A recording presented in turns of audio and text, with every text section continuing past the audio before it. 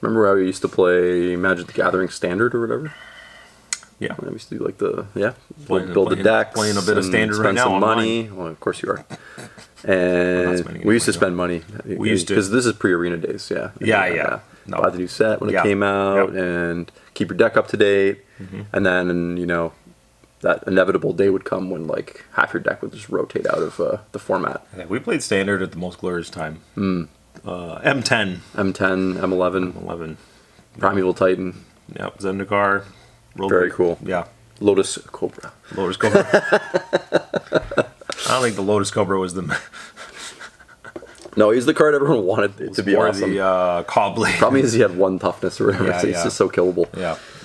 But the reason I bring that up is that a lot of TCGs, or I said not a lot of them, but like some of the older TCGs operate on this like kind of rotational basis where there's a bit of a forced, there's a bit of a duress to keep purchasing or whatever that's pushed onto the customer if you want to keep playing the format, right? Just plain obsolescence.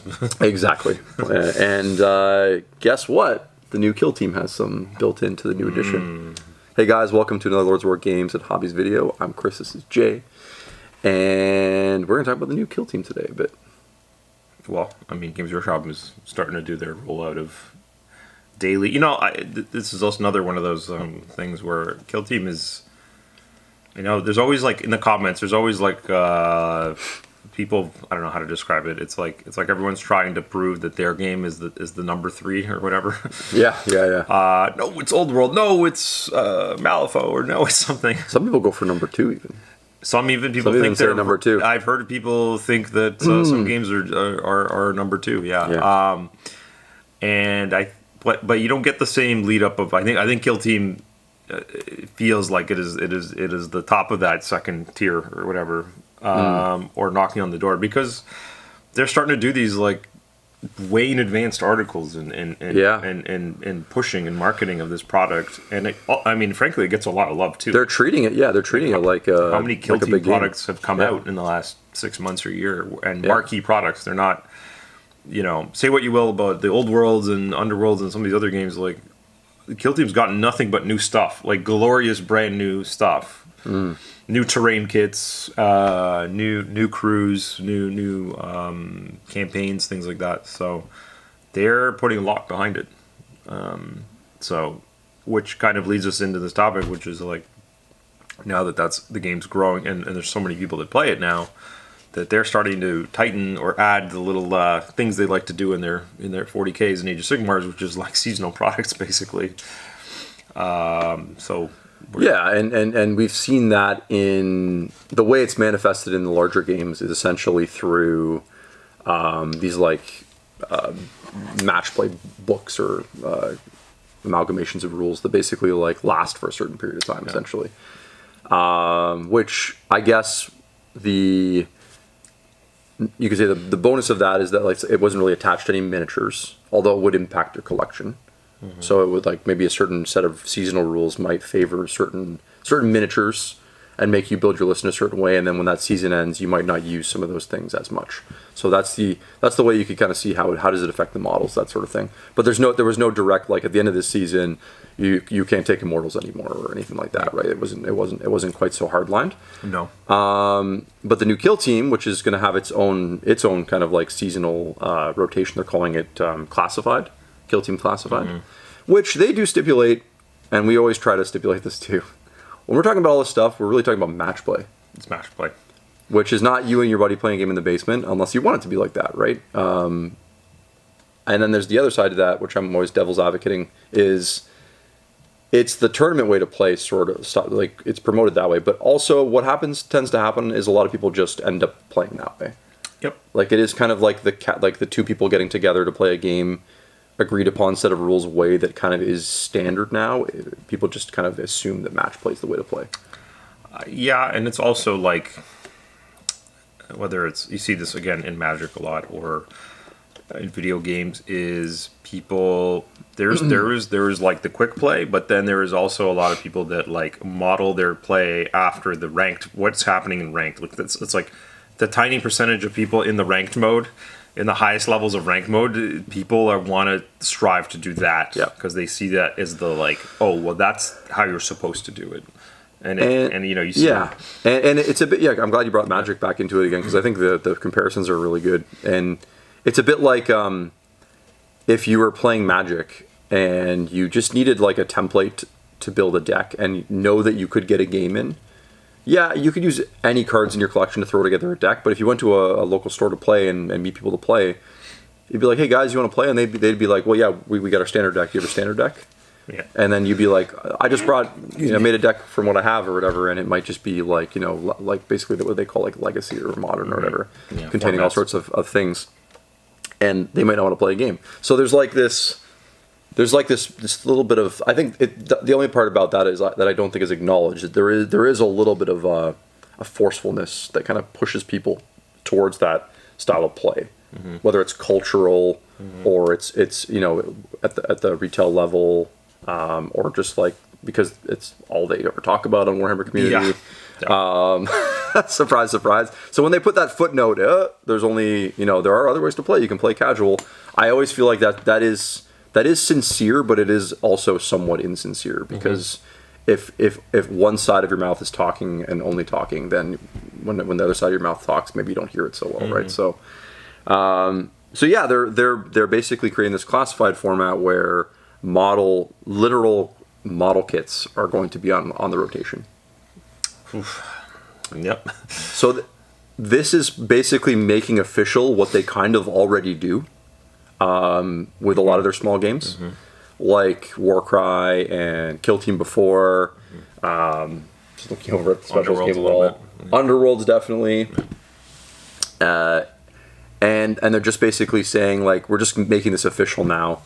We're going to have a set amount of teams that basically each season are legal in their match play format. And at the end of that season, a good chunk of them will rotate. And then because we've released new ones, those ones will be in, and then there'll be a new meta essentially, a new mix of teams. So, pros and cons of this kind of format. I mean, look, it's for us at the shop. Remember, that's always our angle as retailers. It's we generally like it because obviously seasonal items give the opportunity for a few extra bucks there. If you have regular players, usually the regular player base at a store is usually the type of guys that like getting lots of games. They like little changes and they roll with it. They like, when's the next season? We run leagues here all the time, and as soon as the league ends, they're like, when's the next league? And they're ready to go for the next thing because they want to dust off a different team or buy a new team. And then obviously it lets us rotate the products in the wall a bit.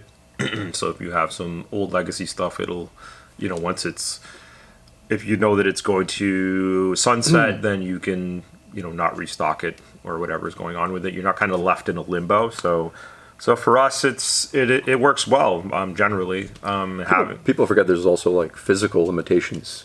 Yeah, well, that's it. It means that it won't grow forever, and you don't have to guess how long it'll grow for and how big it'll grow and how much shelf space it'll eat up.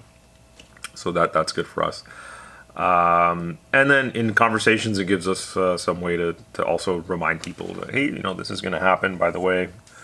And that way people aren't caught, like, surprised all of a sudden when something, gets cut. Right. So, because I think that's the one thing in general, when you look at the feedback of people upset about kits, any model kits or armies or things that get cut or taken retconned or taken out of the game, is they get upset because they're like, well, I bought into this and then you cut it, and now I'm just want to burn your house down or whatever. They're so mad. And so here you can say from the get-go, look, it's a rotation. If you play the match play version, people, I don't know if they're mentally prepared. Maybe they're like, oh, that's fine, whatever, I'll get a few years and use the models. And Kill Team's unique though, because the models they're such dual purpose. You buy that box of Khazarkin or whatever, even if it gets sunsetted from Kill Team, it's in your Astral Charm army or whatever. Right. It's not. Yeah. It's not really that bad. But I don't know. I don't see it. I don't see a problem with it. I think. Well, and ultimately they're being transparent, right? So I think like like I said before earlier, is they're being transparent and clear, and basically setting the expectation for something that they kind of already do, and they're just being a bit more rigid and upfront about it, essentially. So I think if you're getting like, I get it if you're an existing Kill Team player and you are kind of peeved about something like this, but they're already doing this to you every edition change with like compendium changes, compendium gone, this team's disappeared. Now they're basically just going to give you like a heads up ahead of time. So for people entering Kill Team for the first time, it's a very honest kind of upfront thing now. And I think the other thing that I talk about in terms of like the pros is if people, part of the culture now is people really want balanced games. Whether we could debate that for hours, whether or not that's even an attainable thing, or if it's a good thing or a bad thing. I'm not going to value judgment that at all. Sure. But ultimately, like, if they put out on average like 8 new Kill Teams a year, and we have like 20 something right now or 30 something, we're getting like 50, 60, like how many Kill Team? How would you balance a game like that, right? How do you balance all the Kill Teams within that system? I think it just gets really unwieldy. It definitely does. Yeah, and I agree totally that you have to have some limits on what the rosters are, because it gets unwieldy and you run into problems. I think it's interesting though that Kill Team was born from, its origins was the take any troop box in 40K and play a little game with it, to it's now a lot more serious. Like they've got set teams, specific model kits and all that, and now it's like, again, to our discussion about how everything's match play, like that's kind of the consequence of it. But if you want a balanced game, it's you have to put limits on. You have to bookend the thing so that there's a rotation, and because otherwise it's just way too many variables, and how are you going to look at every unit and try and keep a balance? It becomes too like every new set would basically have to check against every existing set, and then that number just keeps getting bigger and harder each time, right? So it's asking a lot. Well, what would occur? What would have to happen, which would be really weird in the miniature sphere, is they'd have to ban a team. Because that's what cards do. That's what cards do, yeah. And they don't have, When the library gets too big and the meta moves, then that's one of the levers, the easiest lever they can pull to fix things quickly. And I don't think that would fly with, No. It barely flies in the card community. It barely flies in the card. Yeah. People get outraged by it, but they move on somehow. Yeah, card players take a lot of abuse, actually. They do, yeah. They keep coming back. You have you could have $100 card and a play set of them, and then just have it be worth $0. You could have just bought them yesterday and spent $400, and then the next day they're worth talk about $2. Whereas like miniature guy, maybe your army moves out of an edition or a game or something like that, but your toys are still worth something. Yes, like ultimately they are still worth something, right? Yeah, you're. Yeah, when Eighth Ed died, like your old world army didn't just become $0. No, it didn't. In fact, the opposite happened for some reason. Some of those models fetch a pretty penny now. A card gets banned, it's like gone. Yeah. So it'll be interesting. Like I'm sure there's going to be a lot of people that are having an emotional response to this, which I think is fair.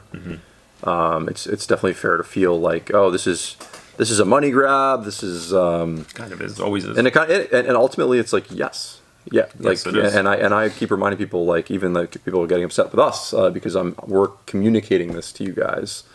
I'm not condoning this behavior, but we're trying to explain why it's happening, and just reminding you guys that like we are literally sitting in a store that needs to make money to feed our families, and Games Workshop operates as a business like that too, right? So ultimately the decisions they're making are they're like, Kill Team's a good product, it's done really well, and now we're gonna make even more money selling Kill Team. Or try to. Yeah. I think Kill Team has the most the best.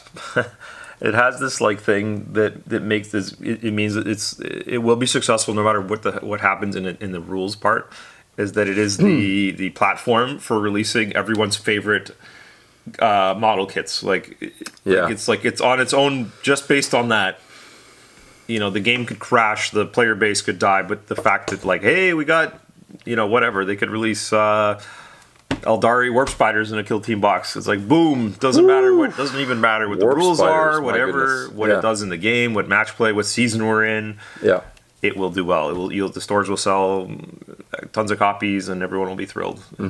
So that's part of it that is quite interesting to see. Like it's like because it's this playground. An interesting hot take with Kill Team. Now that they're this isn't really on topic with the rotational classified thing, but this is more just like what could the future of Kill Team be? And maybe this will be its own video. We'll maybe tackle this in a couple weeks, but with like the addition of like solo and co-op modes and stuff like that.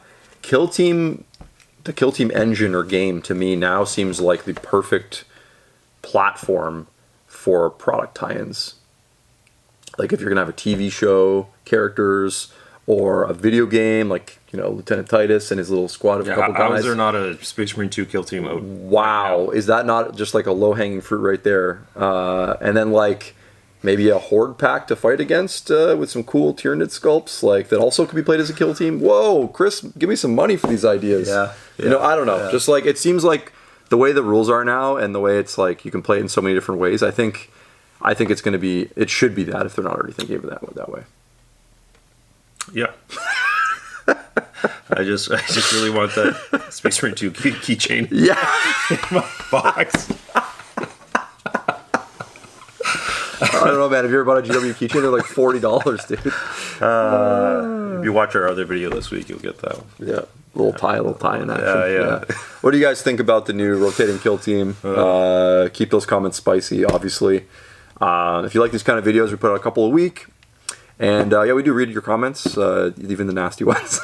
So we appreciate the long length. Gets me through the day. People honestly leave some really well thought out, articulate, like essay style responses to some stuff, and I'm always blown away. I'm like, this is incredible. This guy took 15 minutes out of his day. This is fantastic to talk to me about something, right? Yeah, it's pretty cool. So that's watch the video. We try to.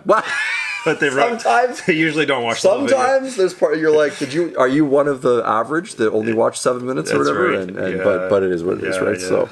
And you can subscribe. That helps us out a lot. And also we have a Patreon you can check out where we actually take suggestions for videos. So we have people that give us some suggestions on there, which we almost always take because they're usually good ideas. So. Yeah. Well, until next time, guys. Take care. Thanks for watching. Bye.